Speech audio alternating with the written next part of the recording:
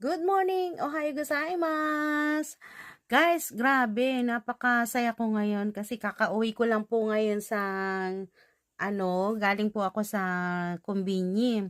Hindi po ako makapaniwala na may sweldo talaga sa TikTok. Ayan, papakita ko po sa inyo kung paano ako nagsweldo. Bali, 1 week mahigit po na nagti-TikTok ako, and then ini-try ko sa PayPay kung papasok. Yan, nakapasok na po at nakabili ako sa kumbinyi. Ayan, mag-TikTok na po tayo. And guys, ito bumili ako ng salad. Saka yung mga kasamahan ko, binili ko na rin. Syempre excited ako sa unang sweldo ko sa TikTok. Kaya nasa 1 sen ni mahigit yung aking kinuha sa PayPay. So, ang saya-saya, sobra.